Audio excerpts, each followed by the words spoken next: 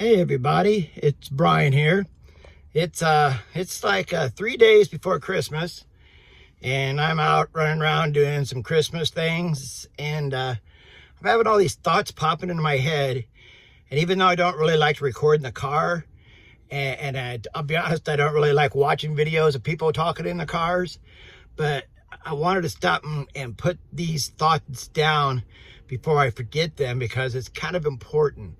So today I'm going to talk about, other than God, the one person who's probably most responsible, well, no doubt, the one person who is the most responsible for me being here today and enjoying Christmas coming up instead of being in a cemetery somewhere. Straight up honest. Stick around.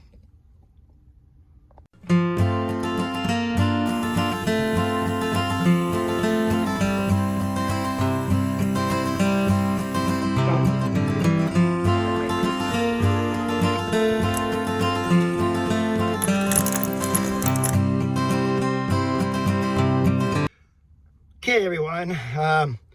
Before I get to it, let's just get the paperwork out of the way and say, you know, I appreciate it if you would like this video and subscribe to the channel. I'm going to try to put a lot of content up about my life after COVID and some of my stuff before COVID also, to let you know where I was before and how I am now, because it's a huge difference, that's for sure. So anyway, the one person I promised to talk to you about this, and I don't want to make this video really long, but the number one person who really helped me through this, no doubt about it, my wife, Crystal. She was there with me through every single horrible step of the way.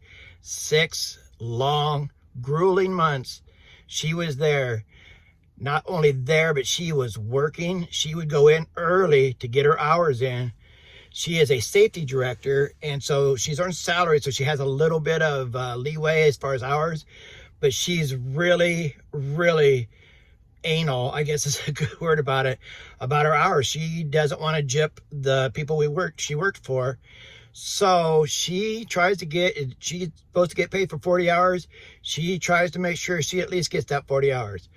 But all that aside, she was there with me, and she was usually there by the time the therapy started and the other things, you know, when the therapists were coming in. And she was right by my side through all the vomiting and the surgeries where I had to get the trach in, and just the horrible things she had to go through. I mean, they called her in and told her, you know, that I probably wasn't going to make it. I had been in ICU for, you know, a couple weeks, and it was not looking good. And they called the family and wanted them know if they wanted them to sign a DNR, do not resuscitate, to the person. They refused. And my wife told me she remembered thinking to herself, you know, no, you don't know my husband, and I'm going to fight for him, and I want you to fight for him. And so they didn't sign that, but she had to go through that. Can you imagine? She said every time when she would finally go home exhausted at the end of the day, she would go home, and if the phone would ring, she would just have a heart attack. She just, her you know, her heart would just sink into her shoes, thinking, oh no, don't be that called. Please don't be that called. And, you know, I just can't imagine how horrible that must have been for her. And, you know, the times that she was there and could not communicate with me, and the bills piling up, because I do all the accounting, you know, between us, and I had all the passwords and all the logins and all that. So she had no idea what went where. I kept the budget, so she was really flying by the seat of her pants, and I can't imagine how stressful that must have been. She managed to do that. It's just, to me, that's just amazing. She paid the rent, she paid the utilities, she paid the important stuff, and the rest of them they could just line up and, you know, sorry, but, you know, my husband's next to dying here, so you're just going to have to wait. And that's not things she likes to deal with, but she did it. She did it every single day for 6 long months. she just amazes me every day. She went home every night by herself. And like I said, she had no idea if I was going to be there the next day.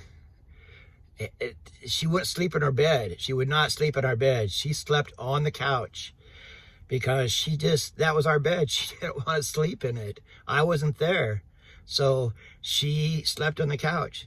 The chair that I usually sat in when I was home, she didn't want nobody else sitting in it. And some people kind of gave her a grief about it, said, well, you're making it like a memorial. And she goes, no, that's just Brian's seat. That's where he sits, okay? So when he gets back, then he can sit there again. Till then, nobody else sits in it. And it's just funny. I just love her so much. So, number one, the main reason I wanted to talk about this today is because, today is Crystal's birthday. It's a very special day. And it's amazing that I'm even here to see her birthday again. You know, Christmas 2 years ago was one of the lowest points in my whole recovery. I was so down, and she just picked me up every day. She picked me up and pushed me forward. If you are ever so lucky to have a partner like that, feel blessed, because they are rare, and they are just so rare indeed.